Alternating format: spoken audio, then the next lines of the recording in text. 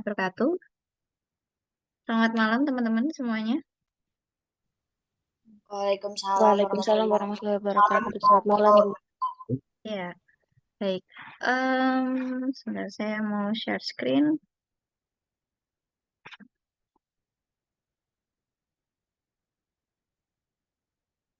Baik, sudah terlihat ya teman-teman? Sudah, Bu. Sudah, Bu. Ya, untuk di sini teman-teman kan sudah semester 5 ya.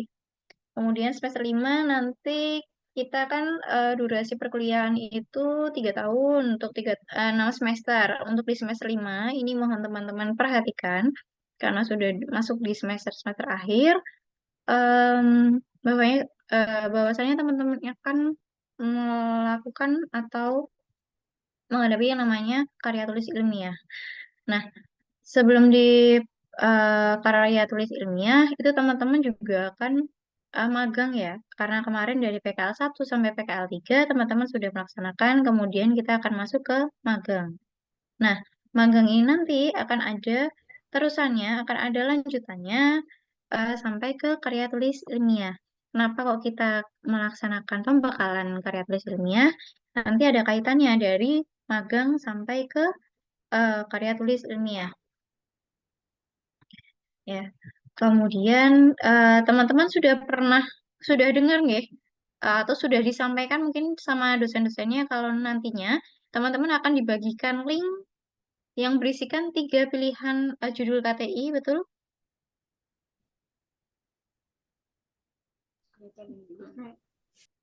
Sudah terinfo? Sudah. Jadi yang diajuin judulnya 3 Bu, yang di ACC 1 gitu. Iya, betul. Oke, nanti teman-teman akan diberikan link nanti isinya ada 3 pilihan atau 3 judul. Kemudian kita berikan juga untuk tema-temanya. Kemudian eh, ini ada kaitannya juga dengan plotting lahan. Jadi kita kan sudah MOU ya, sudah punya MOU dengan beberapa lahan, dengan sekian lahan yang nantinya akan diajak bekerja sama untuk magang. Kita lanjutkan juga untuk MOU-nya terkait magang. Kemudian kita juga akan melihat untuk kasus-kasus di sana akan kita rata, kita buat rata untuk tema-tema yang diambil sama teman-teman, gitu ya. Nanti akan saya sampaikan terkait tema-temanya. Baik, untuk em, Wajib aktifin kamera, Pak.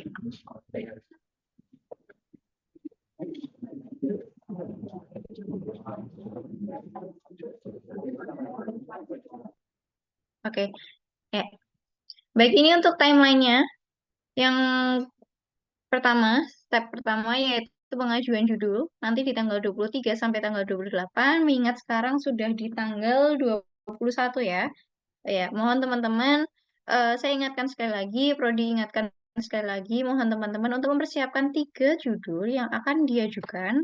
Kemudian nanti akan kita plot juga mungkin salah satu yang nantinya disesuaikan dengan lahan magang dan bisa disampaikan, bisa diteruskan hingga ke KTI, karya tulis ilmiah.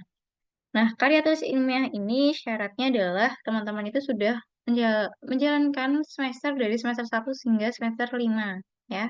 Jadi kalau sudah semester 5 baru bisa mengikuti KTI. Kemudian untuk selanjutnya yaitu ada studi pendahuluan yang akan dilakukan oleh teman-teman mulai dari tanggal 23 sampai 2 Oktober nanti, studi pendahuluan dengan lahan, ya. Kemudian akan ada ujian proposal, ada proposal dan ujian proposal, nanti penyusunan proposal ya teman-teman. Penyusunan proposal dan ujian proposal nanti dari tanggal 4 Oktober sampai 16 November. Jadi teman-teman mohon diperhatikan untuk timelinenya ini.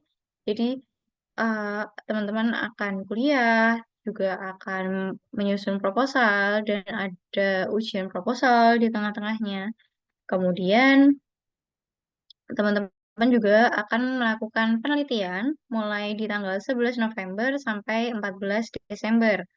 Kemudian akan ada seminar hasil, ya, seminar hasil di sekitar tanggal 16 Desember sampai 4 Januari. Nah, kenapa kok kita buat timeline untuk teman-teman? Karena selain KTI, kita masih melewati OSCE, kita masih melewati UKOM, yang mana OSCE dan UKOM itu tanggalnya tidak fleksibel karena ada di bawah apa ya, panitia dari uji kompetensi, sehingga kita harus mengikuti periodenya mereka.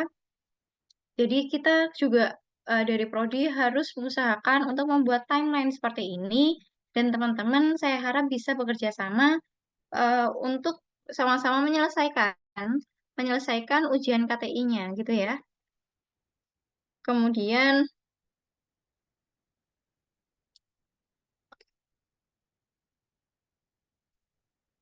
untuk syarat ujian proposalnya, ya, yang pertama yaitu jumlah bimbingan dengan pembimbing 1 minimal 5 kali, jumlah bimbingan dengan pembimbing 2 minimal 5 kali, karena kita nanti setiap mahasiswa ada 2 pembimbing ya, 2 dosen pembimbing dan 1 dosen penguji, ya. Kemudian persetujuan seminar proposal KTI oleh pembimbing 1 dan 2. Kemudian nanti ada upload bukti seminar dari teman, ya. Jadi teman-teman mohon bisa mengikuti seminar hasilnya teman-teman itu minimal 5 kali, seminar proposal itu minimal 5 kali, kecuali mahasiswa yang maju pertama sampai kelima, ya, karena mereka pasti belum dapat ya untuk kesempatan 5 kalinya. Kalau untuk mahasiswa yang pertama sampai kelima, tapi kalau untuk seterusnya itu mulai dari mahasiswa ke-6 itu mohon sudah mengikuti atau menghadiri seminar proposal dari temannya minimal 5 kali. Kemudian yang terakhir yaitu upload naskah proposal KTI-nya secara lengkap. Gitu. Kemudian ada lagi untuk syarat seminar hasil, yaitu jumlah bimbingan dengan pembimbing 1 minimal 8 kali, jumlah bimbingan dengan pembimbing 2 minimal 8 kali. Ya. Dan untuk bimbingan ini ada catatannya ya teman-teman.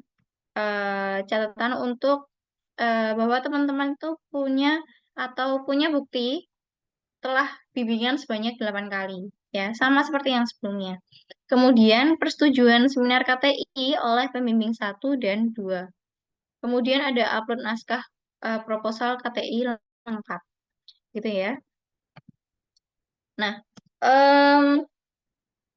di sini saya akan menyampaikan terkait tema dari si karya tulis ilmiah. Jadi nanti teman-teman akan diberikan Google Form, kemudian diisi identitasnya teman-teman. Yang bawah nanti ada tiga pilihan, ya.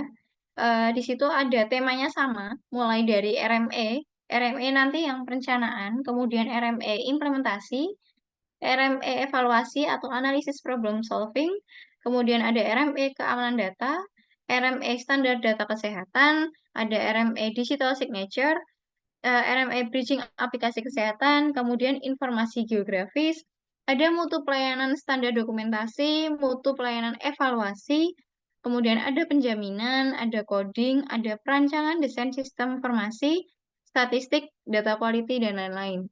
Nah, dari semua ini teman-teman milih 3 ya, milih 3. Kemudian untuk yang pertama, saya akan bahas untuk tema yang pertama, yaitu RME terkait dengan perencanaan. Ya, teman-teman kalau misalnya sudah mengikuti kuliah dari analisis SIK, kemudian EHR, MHIM, itu yang terkait dengan IT, itu pasti teman-teman sudah paham ya. Itu nanti ada perencanaan, contoh penelitiannya mungkin teman-teman bisa browsing juga banyak jurnal atau banyak karya tulis ilmiah atau banyak tes skripsi, banyak tugas akhir yang berkaitan dengan perencanaan di rekam medis. Jadi ada contohnya seperti tingkat kesiapan implementasi rekam medis elektronik menggunakan Doc IT. Kemudian ada analisis kesiapan penerapan rekam medis elektronik. Ada perencanaan implementasi rekam medis elektronik dalam pengelolaan unit rekam medis klinik Pratama Romana. Jadi untuk perencanaan itu biasanya adalah tingkat kesiapan, ya, kesiapan, analisis kesiapan, readiness, ya. Kemudian untuk yang kedua itu terkait dengan implementasi. Oke, contoh untuk penelitiannya, teman-teman bisa baca juga. Ada banyak kalau googling, ada terkait implementasi kebijakan rekam medis elektronik dalam meningkatkan pelayanan RSUD Labuang Baji Kota Makassar. Kemudian ada misalnya teman-teman cari dengan judul implementasi rekam medis elektronik berkontribusi pada peningkatan biaya operasional di RSUP Surakarta, ya. Teman-teman bisa cari, bisa baca-baca. Ini judul yang saya dapatkan ya. Kemudian pemahaman rekam medis terhadap penerapan rekam medis elektronik berbasis Permenkes nomor 24 tahun 2022. Kemudian implementasi rekam medis elektronik di rumah sakit kelas di Kabupaten Serang, Provinsi Banten dengan pendekatan PET analisis. Itu untuk implementasi. Kemudian ada lagi analisis keberhasilan implementasi rekam medis elektronik dalam meningkatkan efisiensi dan mutu pelayanan, efektivitas penggunaan rekam medis elektronik terhadap pelayanan pasien rawat jalan di klinik Darul Arkam Garut. Kemudian ada implementasi sistem informasi kesehatan daerah atau SIKDA generik guna menunjang efektivitas rekam medis elektronik di UPTD Puskesmas Campaka. Nah, itu tadi contoh-contoh dari penelitian terkait dengan implementasi. Sebetulnya untuk yang di RME ini, untuk dari perencanaan, kemudian implementasi, nanti ada juga evaluasi, itu hampir memang mereka berkesinambungan ya. Tapi kalau untuk implementasi dan evaluasi khususnya yang berkesinambungan. Nah, kemudian saya bahas untuk yang di RME evaluasi atau analisis problem solving ya. Eh, ada contoh dengan judul evaluasi penerapan rekam medis elektronik dengan pendekatan TAM di Rumah Sakit X di Kota Surabaya. Kemudian evaluasi rekam medis elektronik menggunakan model Unified Theory of Acceptance and Use of Technology. Jadi, teman-teman, kalau yang sudah masuk di analisis SIK, ya, analisis dan perencanaan sistem informasi kesehatan, pasti sudah ini ya, mulai dapat ya terkait atau mulai sudah disinggung terkait dengan evaluasi, dengan metode evaluasi yang digunakan. Nah, teman-teman bisa mulai dari semester 5 ini memperhatikan materinya ya, untuk yang khususnya di analisis SIK, kemudian di MHIM, kemudian di EHR, kalau kalian dapat EHR, nah itu mohon diperhatikan, bagi yang dapat MHIM juga bisa dapat memperhatikan, karena nanti ada kaitannya dengan RME, dengan dari perencanaan, kemudian implementasi dan evaluasi. Kemudian ada RME keamanan data juga, ya. Yang dilihat biasanya topiknya terkait dengan aspek keamanan data. Jadi contohnya ada evaluasi aspek keamanan dan kerahasiaan rekam medis elektronik di Rumah Sakit Panti Nugroho. Kemudian ada analisis aspek keamanan informasi data pasien pada penerapan RME di fasilitas kesehatan. Kemudian ada tantangan etika dan hukum penggunaan rekam medis elektronik dalam era personalized medicine. Jadi kaitannya adalah dengan aspek keamanan ya dan kerahasiaan. Teman-teman bisa pilih kalau teman-teman tertarik untuk yang di cyber, keamanan cyber, kemudian keamanan data itu bisa dipilih aja. Kemudian untuk RME terkait standar data kesehatan, ya teman-teman bisa baca juga. Ini ada judul standarisasi resume medis dalam pelaksanaan PMK 21 tahun 2020 terkait pertukaran data dalam rekam medis elektronik. Kemudian analisis kelengkapan dan keakuratan data rekam medis elektronik di Puskesmas X Surabaya. Kemudian ada analisis kesesuaian variabel dan metadata, ya ada rekam medis elektronik dengan studi kasus pada instalasi rawat jalan Rumah Sakit X. Gitu. Kemudian next ada RME terkait dengan tanda tangan elektronik atau digital signature atau tanda tangan digital. Itu teman-teman bisa baca juga, ada contoh penelitiannya, yaitu implementasi tanda tangan digital pada aplikasi rekam medis elektronik. Ada legalitas tanda tangan elektronik pada rekam medis di RSPKU Muhammadiyah Gamping. Kemudian ada persiapan implementasi tanda tangan digital untuk autentikasi dokumen rekam medis elektronik di RSUD Dr. Haji Moh Ansari Salih Banjarmasin, gitu ya. Jadi kalau untuk kaitannya dengan tanda tangan elektronik, tanda tangan digital pada rekam medis, teman-teman bisa ambil untuk di tema ini. Kemudian ada RME yang kaitannya dengan bridging aplikasi kesehatan. Nah, ini ada contoh integrasi sistem International Classification Primary Care pada rekam medis elektronik berbasis software as a service bagi dokter keluarga. Atau kalau misalnya teman-teman sekarang sudah uh, ada terkait satu sehat ya, kalau misalnya teman-teman tertarik ya untuk tertarik sama topik yang ada bridging aplikasi kesehatan, entah dia bridging aplikasi kesehatan sama dari satu sehat dengan sistem yang ada di rumah sakit, atau bridging dengan aplikasi lainnya, itu teman-teman bisa mengambil topik ini.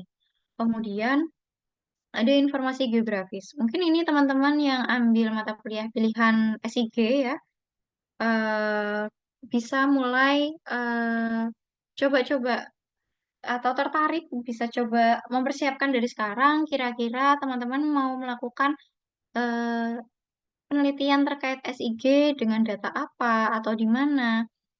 Kemudian kira-kira cakupannya nanti mau di penyakit apa gitu ya, atau pemetaan petugas rekam medis misalnya di Jogja, Jogja itu boleh. Jadi ada beberapa contoh penelitian terkait dengan SIG. Contohnya ada sistem informasi geografis sebagai media informasi kesehatan tentang penyakit menular. Kemudian ada SIG untuk pemetaan dan pencarian rumah sakit di Kota Yogyakarta. Kemudian ada pemanfaatan SIG dalam pemetaan sebaran COVID-19. Mungkin teman-teman kalau misalnya ada kasus pemetaan sebaran penyakit lain juga boleh. Kemudian ada prototipe SIG fasilitas kesehatan di Kota Cirebon berbasis web, ya. Kita bisa berbasis web juga. Nanti teman-teman mau buat prototipenya, monggo. Kemudian ada pemetaan penyakit tuberkulosis dengan SIG di wilayah Bantul. Kemudian ada penggunaan SIG untuk pemetaan kerentanan wilayah berdasarkan faktor risiko kejadian diare pada balita. Nah, teman-teman kalau nantinya mau melakukan pakai SIG, kemudian kita plottingnya di rumah sakit, silahkan nanti untuk kasusnya menyesuaikan dengan ada di rumah sakit ya. Gitu. Kemudian ada mutu pelayanan, standar dokumentasi, terkait dengan standar dokumentasi ada beberapa penelitian ya. Ada faktor-faktor kelengkapan informed consent menggunakan metode Fishbone untuk menunjang mutu rekam medis. Kemudian ada model kuantitatif audit pendokumentasian terhadap kelengkapan rekam medis. Kemudian ada faktor-faktor yang berhubungan dengan mutu rekam medis pasien rawat inap di RSUD Dr. Muwardi Surakarta. Jadi untuk standar dokumentasi itu kaitannya dengan kelengkapan dari formulir atau kelengkapan dari audit pendokumentasian ya, kelengkapan rekam medis intinya. Ya, ada keterkaitan dengan mutu pelayanan atau mutu rekam medis. Begitu. Kemudian untuk mutu pelayanan, ini teman-teman kalau misalnya sudah melewati mata kuliah sistem mutu pelayanan ya, itu pasti ada, nanti ada di standar dokumentasi, kemudian ada evaluasi juga. Contohnya, kalau evaluasi nanti kita bisa masuk kalau terkait dengan strategi manajemen peningkatan mutu rekam medis elektronik di rumah sakit, masih ada kaitannya ya dengan evaluasi. Outputnya adalah strategi manajemen, kemudian ada teman-teman bisa melakukan analisis juga sebetulnya, analisis mutu layanan unit rekam medis menggunakan metode dan Importance Performance Analysis di RSU Muhammadiyah Ponorogo. Kemudian teman-teman bisa mengevaluasi mutu rekam medis di RSPKU 1 Muhammadiyah Yogyakarta, studi kasus pada pasien seksual cesaria. Ini adalah contoh-contoh judul ya, penelitian ya teman-teman. Kalau misalnya teman-teman nanti mau melakukan di rumah sakit lain itu eh, coba nanti teman-teman ajukan aja di Google Form. Kemudian ada evaluasi mutu pelayanan puskesmas terakreditasi berdasarkan indeks kepuasan masyarakat di Kabupaten Karawang. Kemudian ada evaluasi kinerja pegawai rekam medis dalam meningkatkan mutu pelayanan kesehatan rumah sakit Medika Stania. Kemudian untuk terkait dengan penjaminan, ya, penjaminan atau nanti dengan klaim BPJS, itu teman-teman bisa lakukan juga untuk bahan penelitian. Ada beberapa penelitian Terkait hal itu, contohnya yaitu analisis sistem pengelolaan rekam medis pendukung klaim jaminan kesehatan nasional pelayanan rawat inap di Rumah Sakit S Kota Semarang. Kemudian ada tinjauan berkas klaim tertunda pasien rawat jalan BPJS Kesehatan RS Hermina Galaxy. Ada juga analisis faktor penyebab pending klaim rawat inap akibat coding rekam medis di Rumah Sakit Umum Daerah atau RSUD Dr. Sudirman Kebumen. Kemudian ada juga analisis faktor penyebab klaim pending pelayanan BPJS di era JKN. Ada juga tinjauan ketepatan kode dengan pending klaim pasien rawat inap BPJS Kesehatan di RSUD Dr. Adnan WD Payakumbuh tahun 2021. Kemudian ada analisis akurasi coding pada pengembalian klaim BPJS rawat inap di RSUP Fatmawati tahun 2016. Jadi untuk penjaminan pasti ada kaitannya dengan klaim BPJS Kesehatan, gitu ya. Kemudian nanti kalau coding ada sendiri. Sebetulnya nanti pasti coding itu ada kaitannya juga dengan penjaminan, tapi fokusnya teman-teman adalah di penjaminan atau di codingnya. Kemudian kalau coding, ya, eh, masih banyak lagi sebetulnya dari ini, tapi saya beri contohnya, ada tinjauan ketepatan pengkodean penyakit pada rekam medis pasien rawat inap peserta BPJS di Rumah Sakit Angkatan Udara Dr. M. Hasan Toto Bogor tahun 2021. Kemudian ada tingkat ketepatan kode diagnosis penyakit pada rekam medis di Rumah Sakit Elizabeth Medan. Kemudian ada pengaruh kompetensi coder terhadap keakuratan dan ketepatan pengkodean menggunakan ICD-10 di Rumah Sakit X Pekanbaru tahun 2016. Kemudian ada keakuratan kode kombinasi dokumen rekam medis rawat inap Jaminan Kesehatan Nasional di Rumah Sakit Umum Daerah Pandan Arang Boyolali. Jadi untuk coding itu ada ketepatan kode gitu ya. Pengarah kompetensi coder itu juga masuk di terkait dengan coding gitu ya. Tapi kalau nanti masuknya di topik besarnya adalah klaim, nanti masuknya ada di penjaminan gitu ya. Kemudian ada perancangan desain sistem informasi.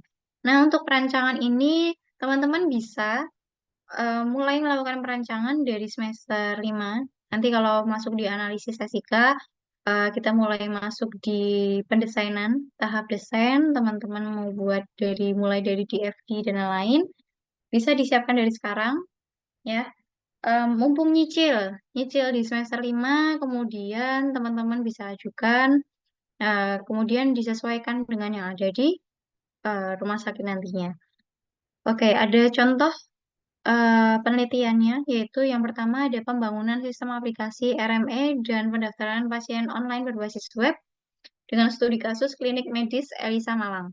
Kemudian ada rancang bangun aplikasi berbasis elektronik di Klinik Medika Lestari, Jakarta Pusat.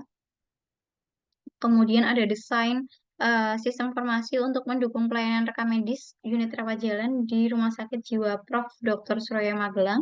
Kemudian ada ini perancangan desain formulir asesmen fisioterapi pada fisioterapi anak pada sistem informasi di Klinik Nima.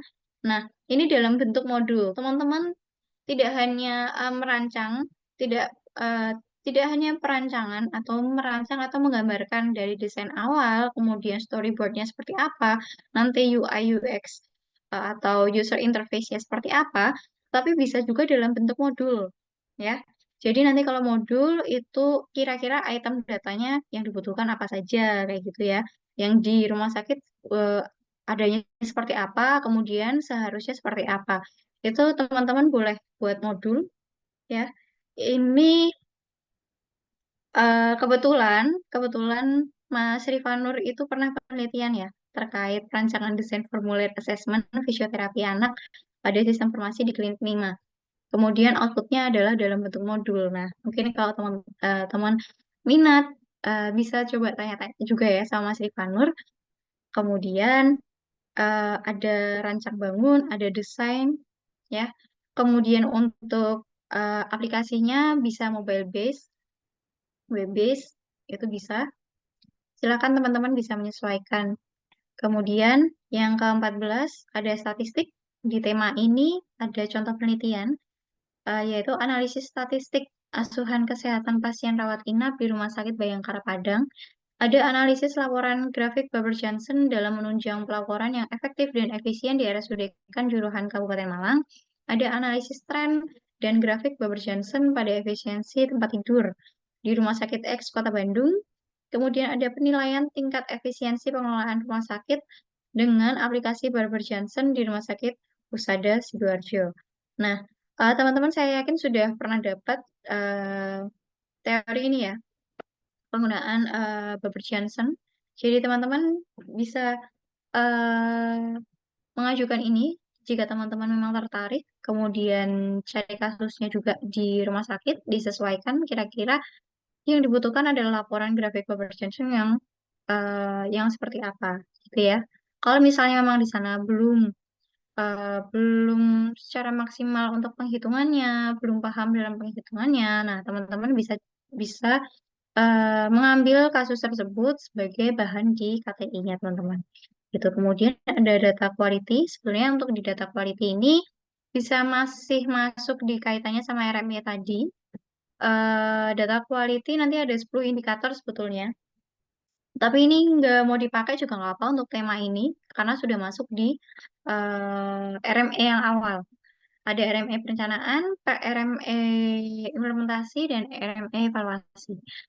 Tapi kalau teman-teman memasukkan, nanti kaitannya bisa dengan kualitas informasi, ada 10 indikator, kemudian teman-teman yang nanti dapat mata kuliah MHIM, kemudian EHR, itu ada kaitannya juga dengan data quality. Kemudian lainnya, untuk lainnya, ya kalau teman-teman sudah pernah masuk di mata kuliah perencanaan UKRM ya, teman-teman pasti sudah pernah menghitung kebutuhan SDMK dengan metode APKKes. Ya, ada contohnya. Kalau teman-teman mau baca, sebetulnya banyak untuk penghitungan. Kalau perlu diingat bahwa metode yang terbaru adalah APKKes, bukan WISN. Jadi kita pakainya yang APKKes ya. Nanti kalau untuk KTI teman-teman mau menghitung beban kerja, menghitung kebutuhan petugas rekam medis, itu mohon menggunakan APKKes, bukan WISN lagi. Karena ada sedikit perbedaan terkait di standar kelonggaran ya, gitu.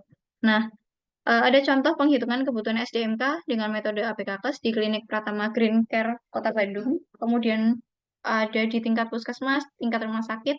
Monggo teman-teman bisa, kalau tertarik, ya, bisa mengambil itu, ya. Kemudian saya ulangi lagi, mungkin dari yang awal, yang terkait dengan RME, kalau evaluasi kita ada, teman-teman bisa pakai kuesioner yang sudah ada terkait dengan metodenya, ada Hotfit, kemudian ada TAM, ada Dalam McLean, itu sudah ada kuesionernya, teman-teman bisa mengikuti kuesioner yang sudah ada. Kalau ada APKKes, teman-teman bisa mengikuti metode APKKes yang sudah ada. Kalau teman-teman tertarik di ketepatan kode, silahkan bisa melihat kasus-kasus apakah sesuai kodenya. Bisa teman-teman lihat, kalau kemarin waktu PKL, teman-teman buat tabel, di situ ada diagnosa, ada tindakan, ada kode yang ada di SIMRS, kemudian kode yang seharusnya yang ada di ICD, kemudian keterangannya adalah tepat atau tidak tepat, sesuai atau tidak sesuai. Nah, seperti itu gambarannya. Kemudian ini saya berikan juga beberapa referensi jurnal, nanti teman-teman bisa lihat juga ada banyak untuk ini ya, referensi teman-teman kira-kira nanti mau ambil analisis, atau mau ambil evaluasi, atau mau ambil terkait coding, penjaminan, teman-teman bisa buka di sini. Ada Jurnal Ilmiah Rekam Medis dan Informasi Kesehatan Indonesia, kemudian ada Jurnal Rekam Medis dan Informasi Kesehatan, kemudian ada Jurnal Rekam Medis atau Medical Record Journal, kemudian ada Jeremy, yaitu Jurnal Rekam Medis dan Informasi Kesehatan, ada JMIKI, yaitu Jurnal Manajemen Informasi Kesehatan Indonesia, kemudian ada Journal of Information System for Public Health, kemudian ada RAMIK, yaitu Jurnal Rekam Medis dan Manajemen Informasi Kesehatan. Nah, untuk referensi jurnal, teman-teman juga boleh kok ambil jurnal dari luar negeri ya, jurnal internasional. Ya, em, jurnal internasional memang kadang persentasenya agak lebih baik ya daripada jurnal di Indonesia, tetapi itu bisa dijadikan referensi juga sama teman-teman. Nantinya mungkin akan jadi referensi topik, referensi di pembahasannya teman-teman nanti, ya. Itu saya harap teman-teman bisa ambil jurnal sebanyak-banyaknya yang sekiranya bisa menjadi daftar pustaka dan referensinya teman-teman untuk mendukung penyusunan KTI-nya teman-teman. Gitu ya. Iya, terima kasih. Sekian presentasi dari saya. Mungkin dari teman-teman ada yang mau ditanyakan? Saya mau izin bertanya, Bu. Ya, yang Mas Resdika. Izin Atau, bertanya, Bu oke, Regita. baik. Mm-mm. Ini kan saya kan rencana mau ngambil KTI judulnya perancangan desain ya, Bu. Nah, untuk Mm-mm. perancangan desain itu harus menghasilkan sebuah produk atau cukup desain interface-nya aja, Bu? Oke. Kalau untuk D3 sampai ke user interface-nya, um, user interface-nya ini ya, Mas, jangan sampai di storyboard-nya aja ya, tapi sampai di tampilan ininya ya, apa namanya? Kalau kalau Mas Tampilan Resdika data. pakai Canva, pakai Figma, nah itu nanti outputnya sampai ke situ, bisa, bisa Mas. Oh ya, Bu. Terus Mm-mm. untuk lahannya itu boleh milih sendiri nggak, Bu?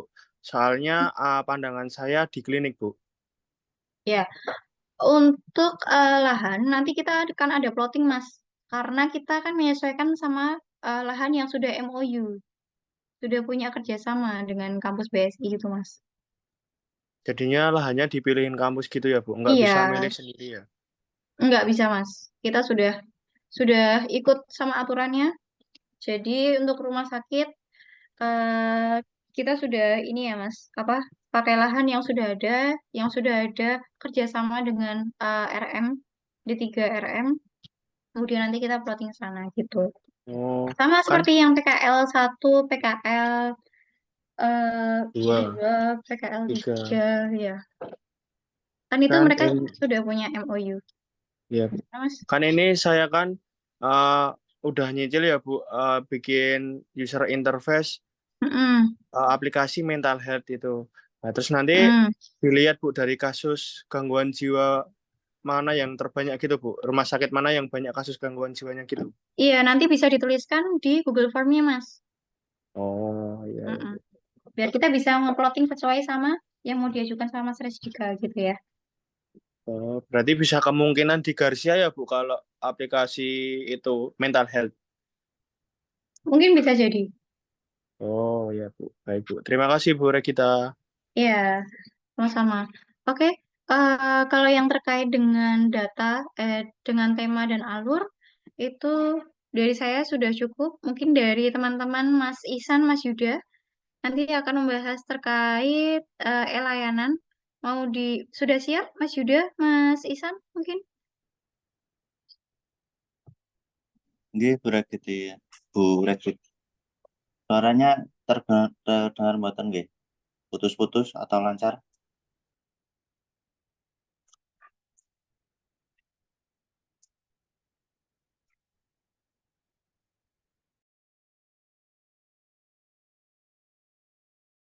Tadi awalnya putus-putus, Mas. Coba, Mas Ihsan, dari suara Mas Ihsan atau Mas Yuda? Cek, cek. Masuk nggih? Masuk, masuk, Mas. Oh ya. Sebentar. Yang tadi Bu Bella kayaknya mau join dulu.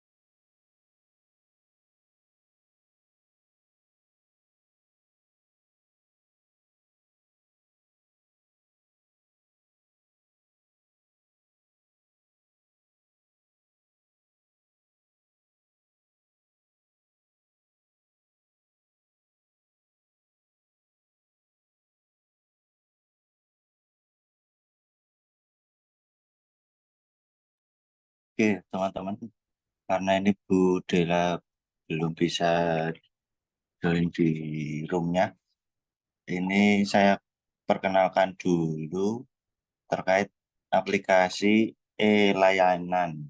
Itu nanti gunanya untuk pengajuan surat studi pendahuluan, terus surat penelitian, dan juga di akhir nanti ketika sudah selesai seminar hasil itu untuk upload KTI gitu. Nah,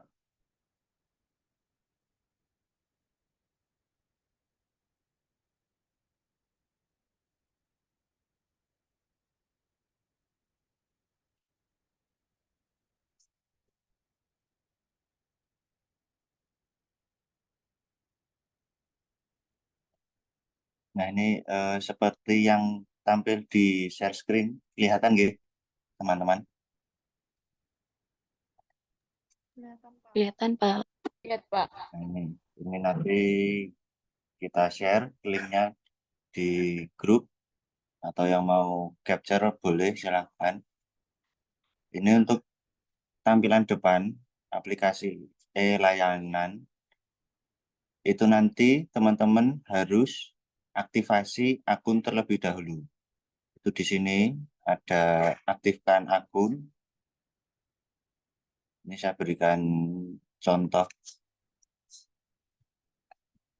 untuk akun dummy.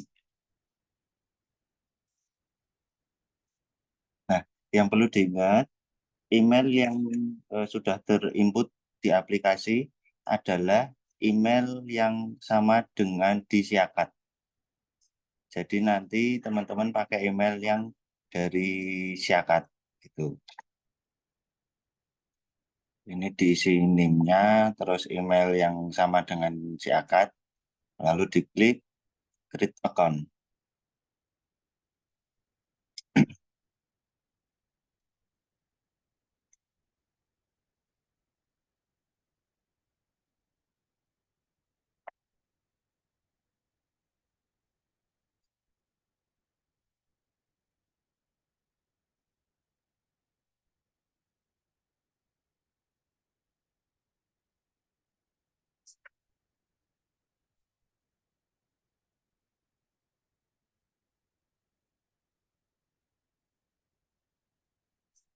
Nah, ketika tadi sudah create account, otomatis akan kembali ke halaman login.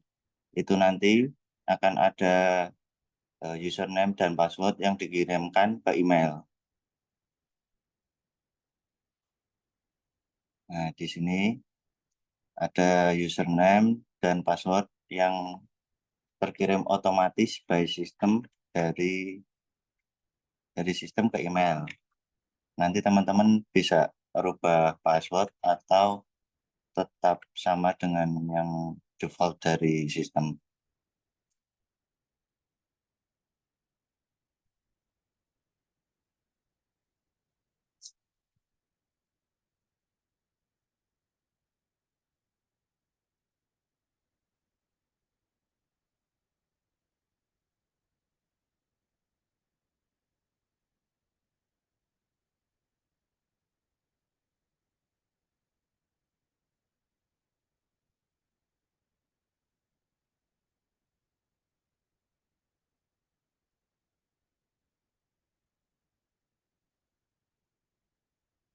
Nanti teman-teman ketika sudah login, tampilannya akan seperti ada dashboard, ada surat izin yang isinya studi pendahuluan dan penelitian, serta di akhir ada karya ilmiah.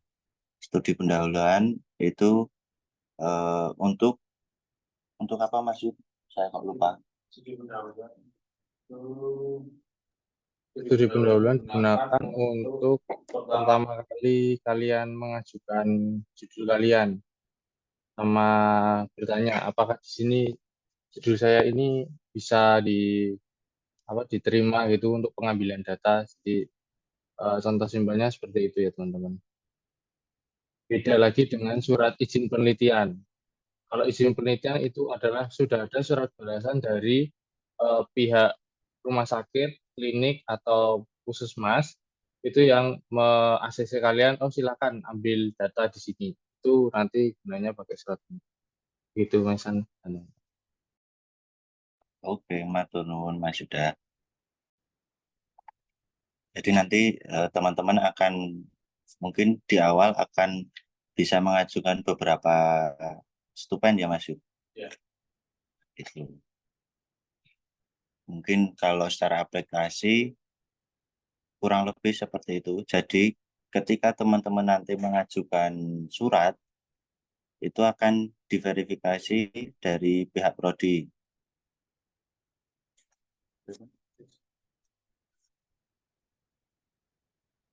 Oh, mungkin ini saya contohkan ya, misal saya mau mengajukan apa namanya untuk studi pendahuluan.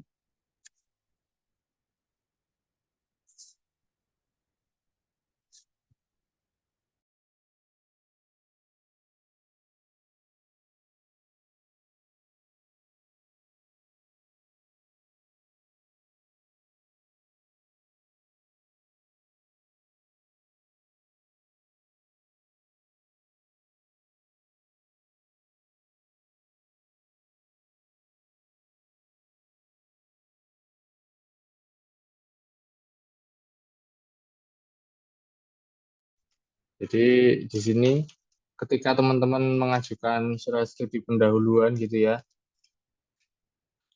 silakan dibaca pada poin inputan data kalian. Misal tujuan surat itu apa sih Mas maksudnya? Nah, di situ sudah kita jelaskan beserta penyebutan pimpinan ya, pimpinan dari tempat lahan kalian untuk mengambil data. Misal kalau puskesmas itu mungkin kepala gitu, kalau rumah sakit direktur, kemudian kalau klinik juga kepala, biasanya seperti itu ya. Kemudian untuk alamat instansi, silahkan diinputkan alamat instansi yang dituju. Di sini saya tekankan lagi, alamat instansi yang dituju, bukan Poltekkes BSI gitu ya. Soalnya dari tahun kemarin itu ada kasus suratnya itu alamat instansinya Poltekkes BSI gitu.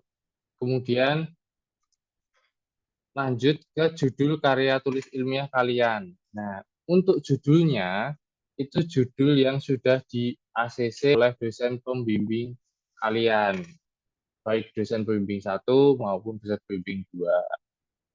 Gitu teman-teman. Apakah sudah cukup jelas untuk tahap pengajaran studi pendahuluan? Jelas, Pak. Jelas, Pak. Oke. Itu tulisan.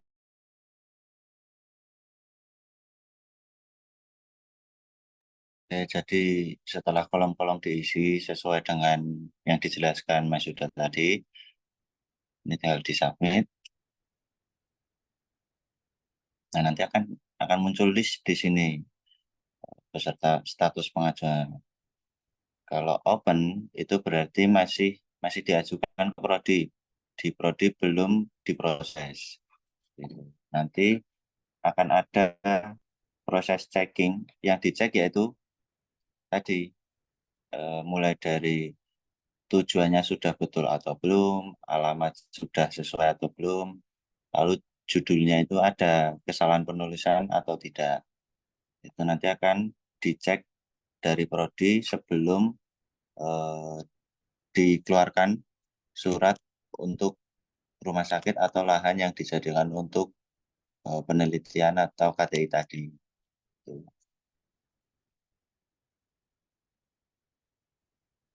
Nah, ini dari sisi admin sudah diproses. Nah, contohnya seperti ini. Kalau sudah di ACC dari prodi, statusnya akan berubah menjadi on progress. Seperti itu.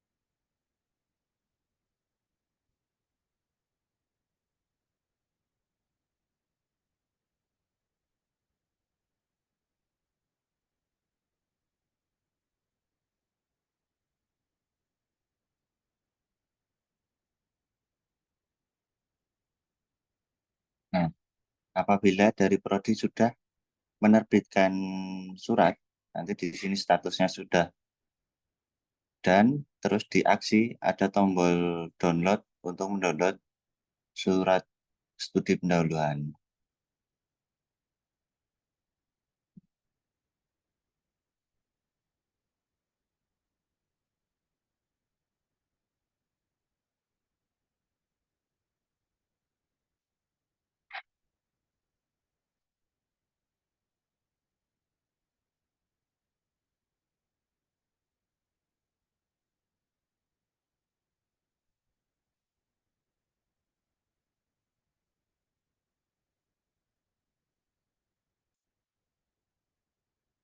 Nah, nanti contoh suratnya seperti ini, isinya sesuai dengan yang diinputkan tadi, lalu sudah ada tanda tangan dari direktur beserta tanggalnya gitu. Jadi suratnya benar-benar resmi diterbitkan dari kampus untuk instansi yang dituju.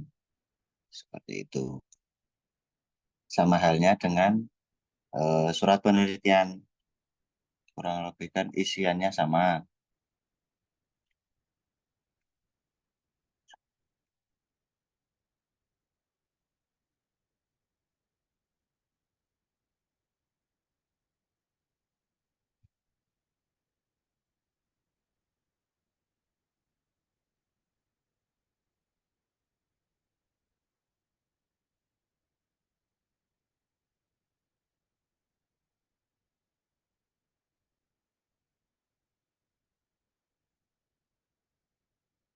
Tinggal tambahannya dari surat stupen tadi, yang tambahannya adalah lokasi penelitian sama tanggal pelaksanaan.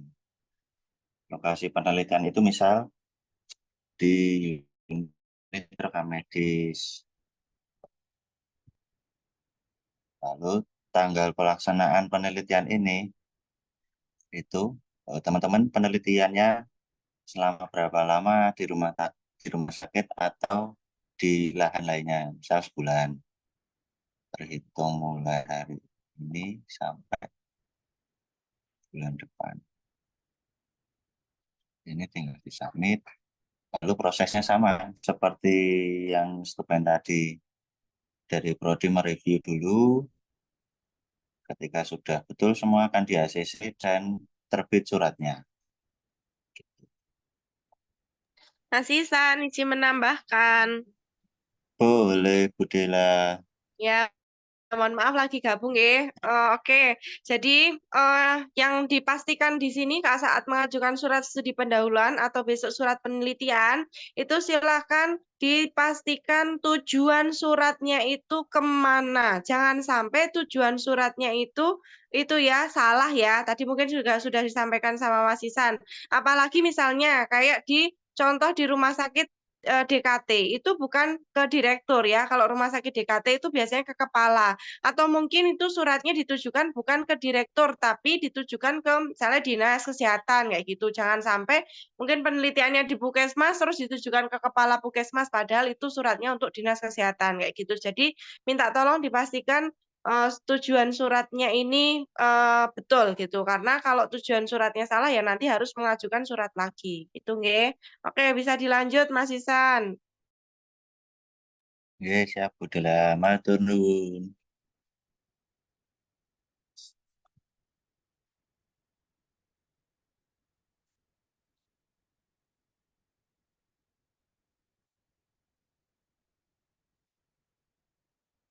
Oke, eh, status atau proses di surat izin penelitian itu sama dengan stupen. Surat diajukan, direview dulu, ketika ada proses ACC itu berarti ada proses untuk pengajuan nomor surat serta tanda tangan dari pihak kampus.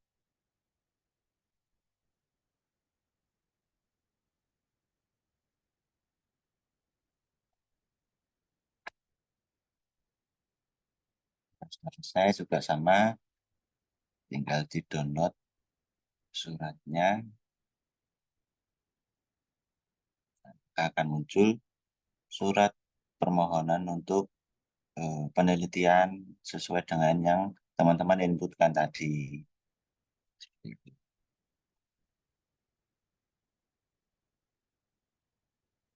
Lalu untuk karya ilmiah, ini adalah ketika teman-teman sudah selesai sampai di seminar hasil, sudah selesai revisi, sudah cetak hardcover. Nah, teman-teman juga harus punya soft file yang sudah disahkan. Jadi teman-teman di halaman pengesahan besok juga harus punya soft file scan-nya. Itu untuk upload di sistem e-layanan ini. Jadi teman-teman besok ketika cetak hardcover itu hanya perlu cetak 1 untuk perpus, lalu di luar itu di kampus tidak perlu lagi untuk cetak hardcover, kecuali dari lahan teman-teman penelitian atau KTI itu menghendaki hardcover, maka teman-teman juga harus cetak. Tapi kita dari prodi, dari akademik itu sudah tidak membutuhkan untuk hardcovernya. Kita sudah mengarah ke elektronik, jadi teman-teman tinggal upload hasil final KTI-nya di sistem e-layanan ini. Seperti itu. Mungkin untuk penjelasan sedikit terkait aplikasi e-layanan cukup sekian. Mungkin nanti habis ini ada tambahan dari Bu Dela dulu atau lanjut ke Mas Yuda. Makasih Bu Ragita, matur nuwun. Ya, matur nuwun Mas Isan. Monggo Mas Yuda atau Bu Dela.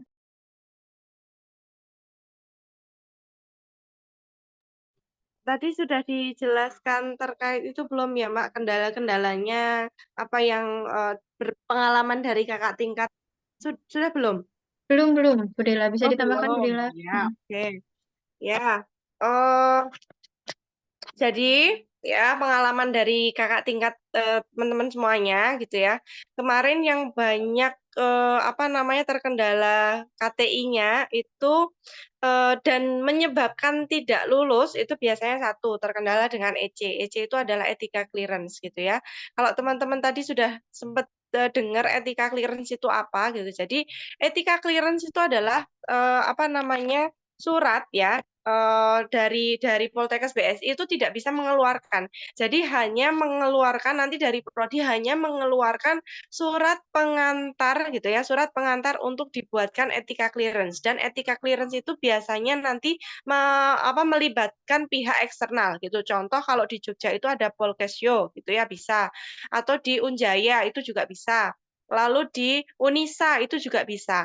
Atau mungkin gitu ya, contoh lagi kalau misalnya di rumah sakit itu juga sudah ada panitianya yang menerbitkan itu surat etika clearance. Contoh aja di RSUD Kota Jogja, di RSUD Sleman itu sudah di RSUD itu sudah dibentuk tim gitu ya yang nanti bisa diterbitkan surat etika clearance gitu. Ketika teman-teman misalnya mau penelitian di RSUD Kota atau mungkin di RSUD Sleman gitu ya.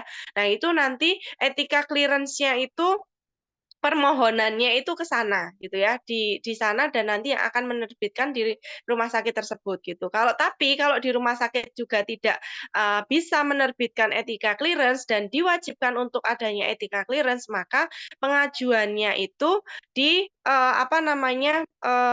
itu ya pihak eksternal tadi yang sudah saya sebutkan contoh di Unjani atau di Polkesyo atau mungkin di Unisa gitu ya atau mungkin kalau teman-teman ada yang lain mungkin bisa itu ya mencari sendiri gitu. Nah, terus etika clearance itu biasanya diproses itu paling lama 2 bulan gitu ya. Nah, ini kakak tingkat kalian kemarin ada yang sampai sekarang itu EC-nya belum keluar dan belum bisa melakukan penelitian gitu ya. Jadi tolong saat besok studi pendahuluan, silakan teman-teman digali ya syarat-syaratnya apa saja ketika teman-teman tuh mau penelitian di sana. Misalnya kalau di sana itu harus menggunakan EC ya berarti teman-teman harus siap-siap gitu ya. Dan EC itu harus ada proposal ya. Jadi teman-teman kan kemarin sudah di itu ya, ada mata kuliah metodologi penelitian ya. Nah, dari situ kan teman-teman goalnya itu adalah proposal penelitian ya. Silakan bisa menggunakan itu ya ketika memang judulnya yang akan diambil itu gitu ya. Atau mungkin ketika memang teman-teman itu mau mengambil judul yang lain dari yang saat Metopen itu ya berarti harus disusun dulu kalau memang itu diharuskan menggunakan EC.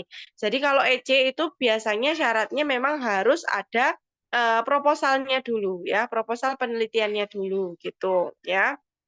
Jadi, Bu, kan proposalnya belum di seminar proposal belum diujikan kok EC-nya harus menggunakan proposal ya nggak apa-apa gitu ya. Jadi bisa menggunakan proposal yang memang belum diujikan gitu ya. Tadi tahap-tahapannya mungkin sudah dijelaskan sama Bu Regita gitu ya. Kita punya timeline, kita punya deadline gitu ya.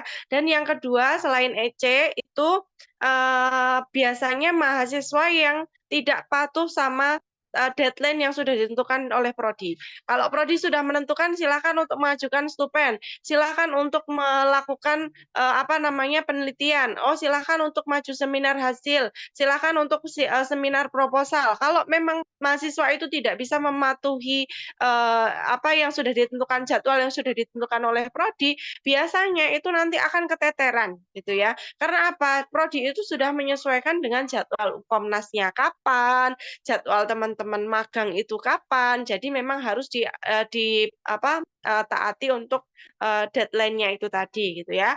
Terus yang ketiga yang memang sering banget dilakukan oleh mahasiswa itu adalah jarang komunikasi dengan dosen, jarang konsultasi dengan dosen. Padahal syarat maju seminar proposal itu minimal harus 5 kali bimbingan, gitu ya, dengan masing-masing dosen. Lalu untuk sidang hasil itu minimal harus 8 kali bimbingan dengan masing-masing dosen, gitu ya. Jadi jangan gitu ya, misalnya besok mau maju, sekarang baru konsul gitu ya, baru muncul gitu. Biasanya dosen tuh sering mengeluh. Nah ini mahasiswa tuh nggak pernah hubungi saya, dicolek-colek dari grup juga nggak pernah ada respon kayak gitu. Itu yang biasanya menjadi penghalang teman-teman itu tidak selesai KTI dan nanti menyebabkan teman-teman itu tidak bisa lulus tepat waktu gitu. Kalau memang mau lulus tepat waktu, silahkan deadline-nya diperhatikan gitu ya. Silakan kapan teman-teman harus mengajukan surat studi pendahuluan, kapan teman-teman harus mengajukan surat penelitian gitu. Jadi itu juga dibedakan antara surat penelitian dan studi pendahuluan memang harus dibedakan. Yang pertama yang membedakan adalah kalau surat studi pendahuluan itu adalah menggali masalah di lahan itu seperti apa gitu. Tapi kalau untuk surat penelitian itu ketika memang teman-teman itu sudah mendapatkan tempatnya itu mau di mana, sudah dilakukan seminar proposal, baru nanti surat penelitian itu baru bisa diajukan gitu ya. Lalu terkait itu tadi ya, kita punya elayanan ya, kita maksimalkan di situ. Jadi untuk elayanan itu silakan dimaksimalkan. Kalau teman-teman itu studi pendahuluannya nggak benar ya, memang kita juga prosesnya agak lama gitu ya. Tapi kalau inputnya udah benar, nanti prosesnya juga akan cepat gitu ya. Gitu juga dengan si akad gitu ya. Besok untuk pengajuan judul, silakan teman-teman bisa mengajukan judul. Tadi disampaikan nggak ya Mbak Gita berapa judul yang di itu? 3 judul. 3 judul, oke ya 3 judul, tapi nanti yang di ACC hanya 1 judul gitu ya. Pembimbingnya juga bisa milih, tapi untuk itu juga akan kita seleksi lagi gitu ya, ditentukan oleh prodi. Jadi misalnya nih Mbak Mei ya, Mbak Mei misalnya milih Bu Regita sama Pak Indra mungkin gitu ya, Bu Regita sama Pak Indra gitu. Sedangkan misalnya judulnya terkait dengan coding gitu ya. Biasanya kalau coding itu kami serahkan nanti biasanya ke Pak Agung atau Bu Vidya gitu. Nah, mungkin untuk Pak Indra nanti akan kita reseleksi gitu ya, diganti dengan Bu Vidya atau diganti dengan Pak Agung yang memang nanti menguasai bidang coding gitu ya. Nah, misalnya kalau ada lagi yang mengambil terkait dengan hukum kesehatan, berarti oh ini cocoknya dengan Pak Indra kayak gitu ya. Jadi teman-teman juga nanti mohon dipahami ya. Kayak saya kan kemarin sudah pilih Bu Regita, tapi kenapa kok nggak ada nama pembimbingnya Bu Regita di situ, misalnya seperti itu. Jadi apa namanya, hal seperti itu ya memang harus disesuaikan dengan judulnya teman-teman yang apa namanya, yang membimbing itu siapa gitu ya. Terus juga nanti akan kita proporsi jumlah bimbingan dosen itu, misalnya Bu Regita maksimal hanya 10 ya berarti nanti hanya 10. Misalnya apa namanya, Pak Indra 10 ya 10, Dokter Ana 10 ya 10 gitu. Jadi tidak ada yang dosen yang bimbingannya itu banyak gitu ya, lebih banyak dari dosen yang lain. Kita proporsi semuanya biar rata gitu ya. Oke. Ya, itu sama tadi ya tahap-tahapannya mohon diperhatikan gitu. Setelah ini saya harus ngapain gitu. Nah, mulai sekarang berarti mulai Senin ya. Senin bisa mengajukan judul atau mungkin setelah ini Mas Ihsan atau Mas Yuda sudah mempersiapkan G-form-nya ya. Nanti bisa di-share, nanti langsung akan kita tutup setelah apa namanya 1 minggu ya, 1 minggu akan kita tutup ya. Jadi sambil mencari tempat penelitiannya mau di mana gitu. Itu ya teman-teman, itu aja dari saya. Silakan dilanjut ke Mas Yuda. Oke, terima kasih Bu Dela. Suara saya cukup jelas, betul ya, teman-teman semua. Jelas Mas Yud. Oke, izin share screen ya untuk di sini saya akan menyampaikan cara teman-teman mengajukan syakat.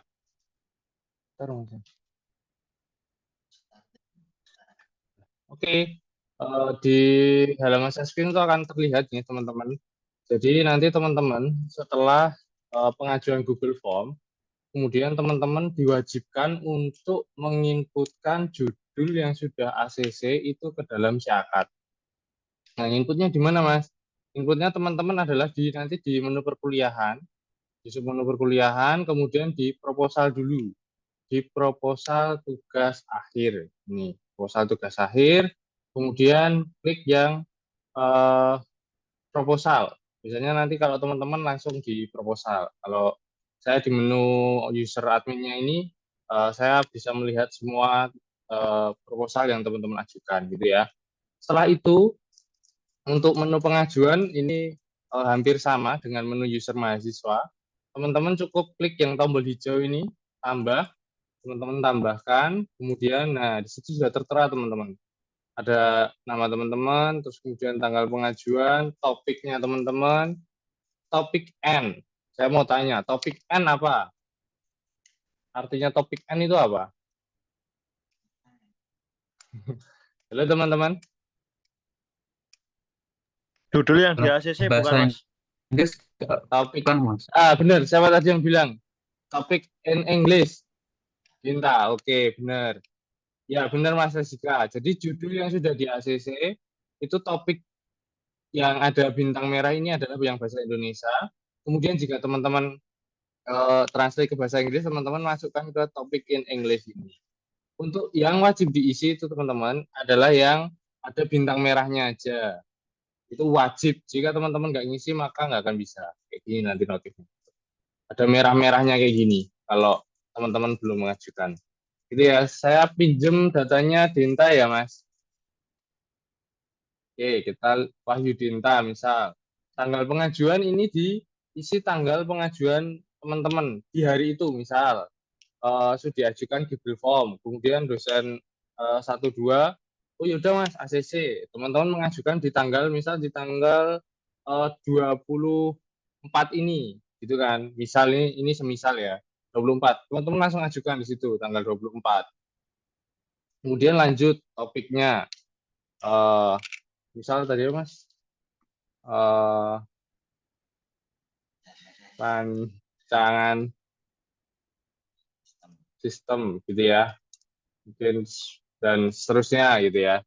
Mungkin nanti bisa disesuaikan dengan topik yang sudah diisi dengan dosen pembimbing 1 maupun dosen pembimbing 2. Kemudian jika mau diisi pakai bahasa Inggris lebih baik. Silahkan nanti diisi di sini gitu kan. Kemudian jika tidak, itu juga tidak masalah, tidak apa-apa. Kemudian untuk judulnya, nah ini judul yang sudah Kalau teman-teman ajukan, yang 3 teman-teman ajukan di Google Form itu, yang di ACC judul yang mana? Nah, itu teman-teman ajukan di sini. Dan judul Inggris sama, jika mau ditranslate bahasa Inggris lebih baik, silakan di sini. Kemudian di status pengajuan ini teman-teman nggak ada, sama di abstrak nanti punya teman-teman. Nah, abstrak itu diisi adalah gambaran. Jadi kayak gambaran judul teman-teman, rencana teman-teman, kenapa kok ngambil judul itu gitu loh. Teman-teman jelaskan di sini. Apa gitu. Rancangan sistem adalah bla bla bla, penyebabnya apa? Itu teman-teman jelaskan di abstrak sini ya. Kemudian setelah itu baru disimpan. Oke, saya simpan. Harusnya bisa oke. Sudah tersimpan. Nah, di sini ada notif nih di sini. Dosen pembimbing. Mahasiswa belum memiliki dosen pembimbing. Silakan edit untuk menambahkan dosen pembimbing. Nah, untuk yang ketika ada notif ini berarti prodi belum menginputkan dosen pembimbing teman-teman gitu ya.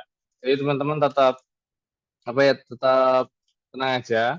Insya Allah akan diproses di hari kerja. Ingat ya teman-teman, diproses di hari kerja.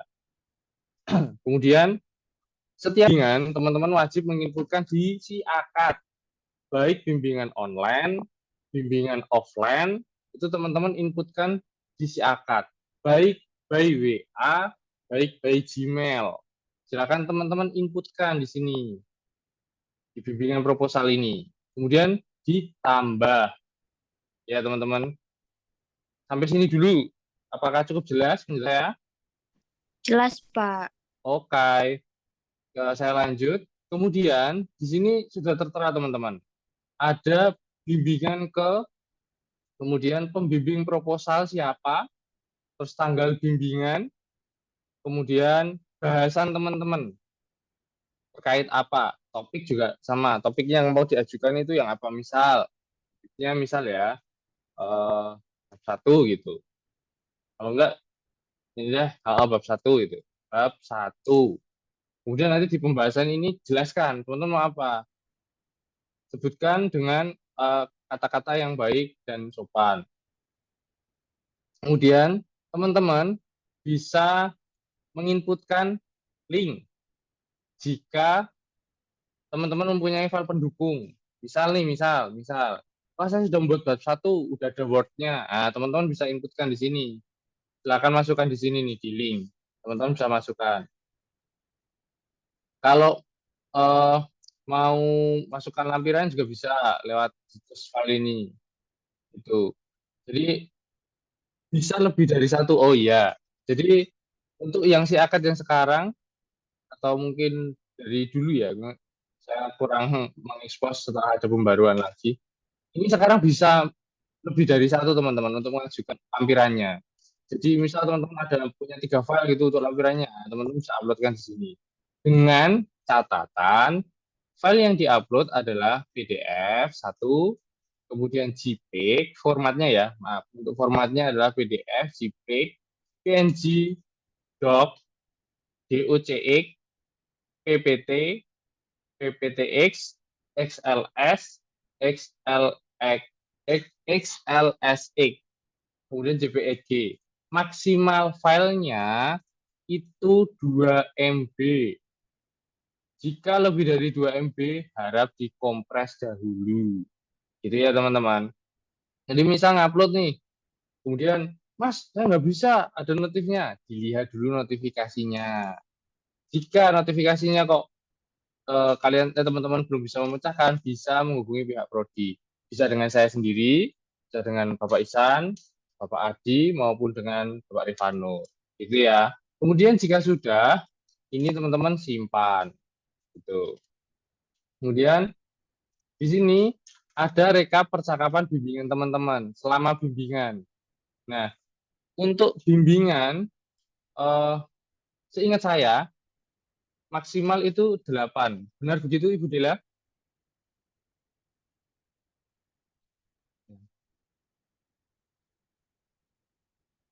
Halo, Ibu Dela? Nah, waduh tuh.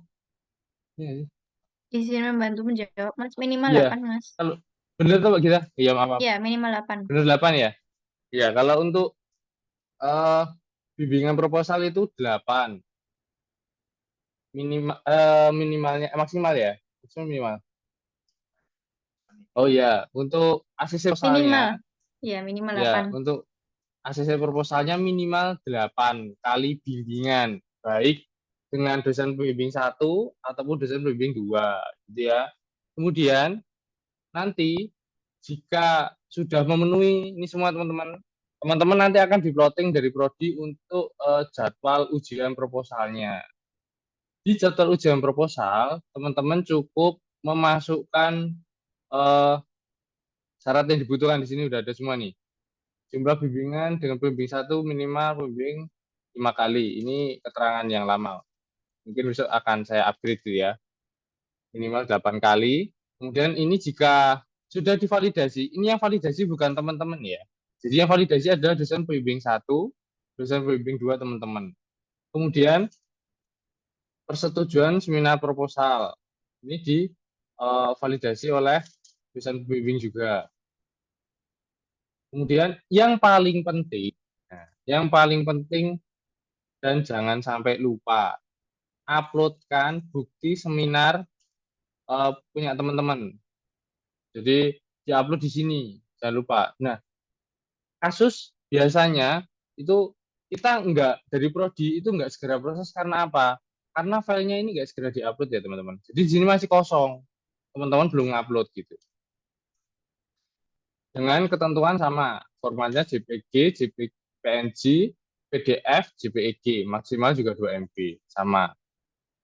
Untuk upload bukti mengikuti seminar, teman-teman, 1 hari tanggal seminar proposal, 2 judul proposal KTI, 3 nama penyaji proposal disajikan, jadi 1 dalam file PDF.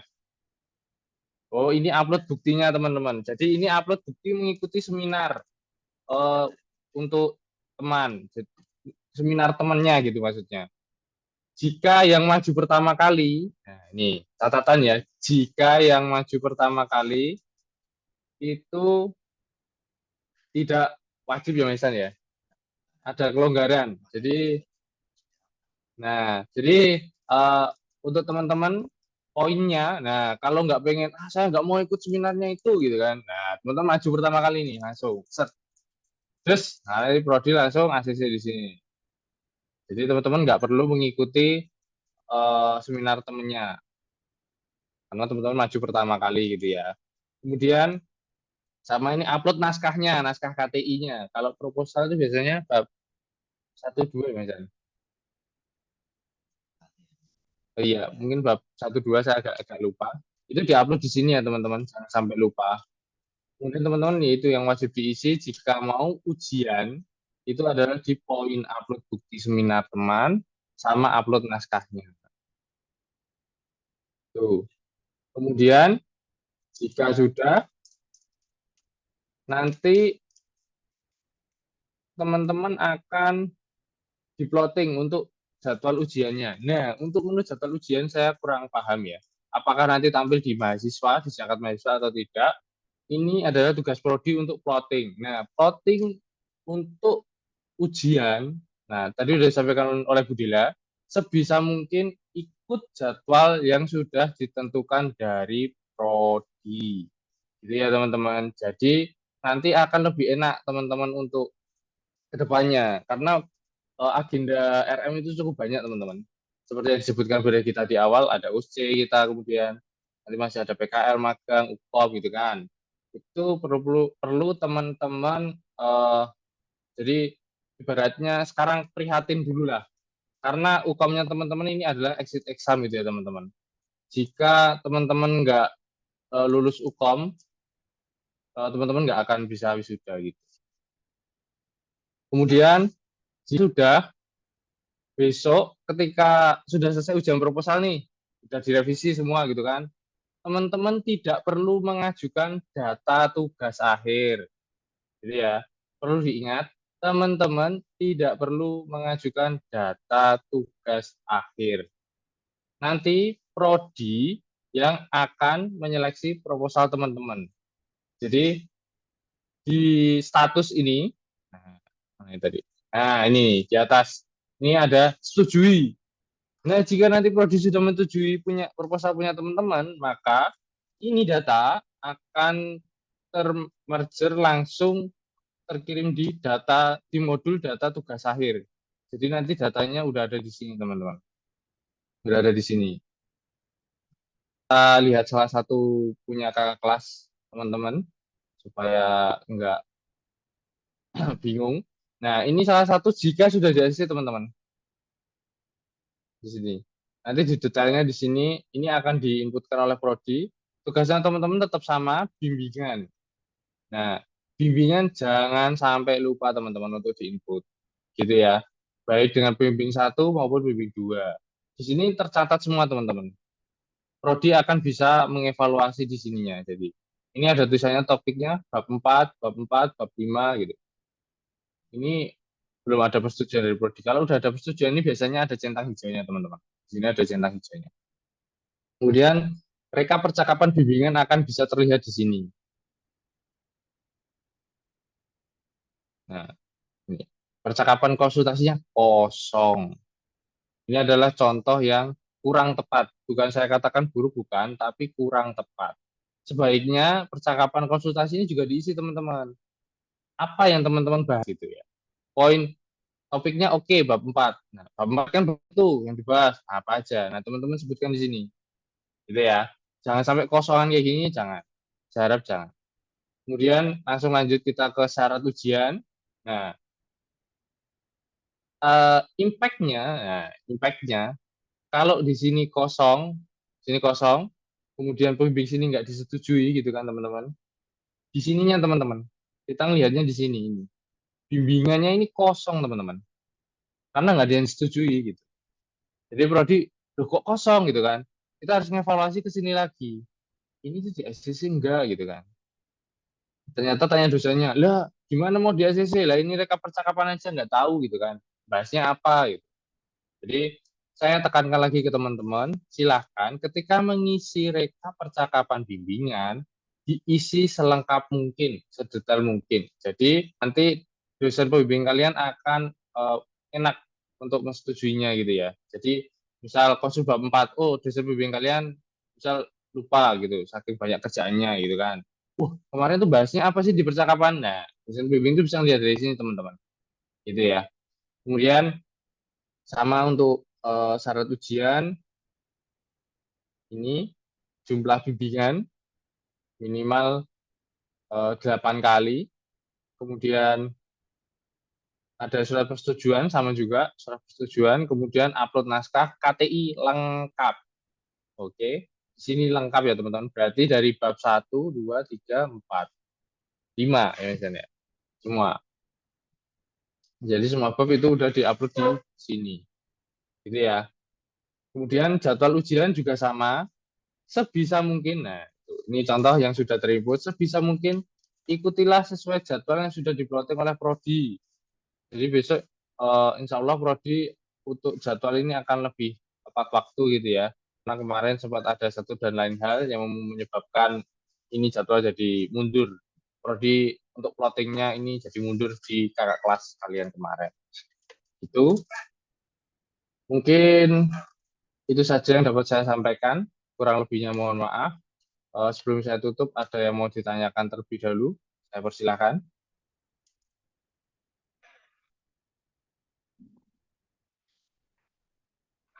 Oke, sudah cukup jelas ya teman-teman? Ya, oke, terima kasih. Assalamualaikum warahmatullahi wabarakatuh. Semoga Mbak kita. Baik, ya terima kasih dari Bu Dela, kemudian Pak Isan, Pak Yuda atas penjelasannya. Pokoknya teman-teman harus perhatikan timelinenya. Kemudian tadi yang untuk terkait sama layanan, teman-teman bisa praktik. Kemudian jangan lupa tadi dicatat ya. Tadi teman-teman sudah catat untuk timelinenya ya. Sudah paham ya untuk timelinenya kenapa kok kita harus mengatur dari September ini, kemudian nanti Oktober, November teman teman-teman sudah harus punya proposal. Nah, itu karena kita akan ada yang namanya OSCE, kita akan ada yang namanya ujian kompetensi. Perlu saya ingatkan bahwa uji kompetensi itu penyelenggaranya bukan dari Poltekkes BSI, tetapi dari pusat ya, karena uji kompetensinya nasional. Nanti teman-teman sebelum uji kompetensi juga tetap akan melewati yang namanya tryout UKOM ya, ada 2 kali kalau nasional. Kemudian nanti insya Allah dari Prodi juga akan tetap melaksanakan tryout internal ya. Jadi mohon diperhatikan semuanya, baik dari kegiatannya teman-teman kuliah, kemudian nanti akan ada magang, terus ada persiapan untuk KTI-nya gitu ya teman-teman. Diperhatikan dengan baik, jaga kesehatan juga, jangan sampai teman-teman tiba-tiba di tengah-tengah kecapean. Semua pasti akan merasakan capek ya, tapi jangan sampai teman-teman ngedrop. Jadi mohon semuanya kita kerjasama. Terus ini insya Allah akan ada informasi terbaru terkait wisuda, ya. Ada perubahan aturan terkait wisuda, apa namanya, syarat cum laude, ya. Bahwasannya nanti teman-teman eh, akan harus mendapatkan tidak hanya IPK saja yang jadi patokan, tetapi juga ada batas waktu, ya. Jadi teman-teman mohon dipersiapkan ya 3 tahun, harus 3 tahun, karena kalau misalnya teman-teman terlambat untuk tidak mengikuti aturan yang sudah kami buat, dari Prodi buat, teman-teman otomatis akan mundur lagi 1 tahun ya, karena mengikuti periode dari UKOM, gitu ya. Daripada teman-teman nanti rugi, bayar semester lagi, kemudian harus nunggu lama, harus ngikut periode berikutnya, harus nunggu 1 tahun lagi. Karena mengingat dari wisuda Poltekkes BSI juga hanya 1 tahun sekali. Jadi mohon diikuti untuk timelinenya, kemudian temanya jangan lupa ya teman-teman tentukan, siapkan 3 tema, 3 judul, nanti diajukan, kemudian kita akan plotting ya. Pokoknya ada yang mau ditanyakan lagi sama teman-teman semuanya?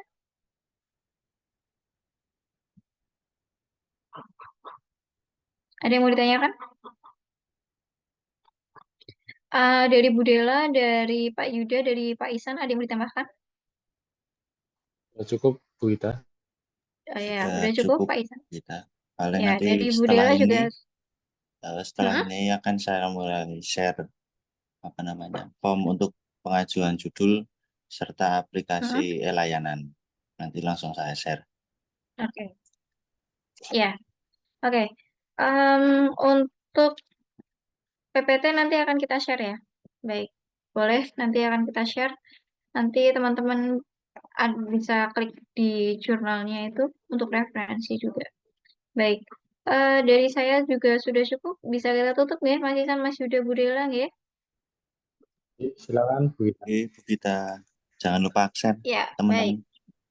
Oh ya, teman-teman jangan lupa presensi akan kita tutup di jam 21.00 ya. Jam 9. Ya, kalau teman-teman ada yang mau ditanyakan? Atau sudah cukup? Cukup, Bu. Sudah cukup ya. Baik, kalau sudah cukup, jangan lupa presensi. Akan kami tutup jam 9. Saya akhiri. Wassalamualaikum warahmatullahi wabarakatuh. Terima kasih. Waalaikumsalam warahmatullahi wabarakatuh. Terima kasih, Bu. Waalaikumsalam warahmatullahi wabarakatuh. Makasih, Bu. Waalaikumsalam warahmatullahi wabarakatuh. Terima kasih.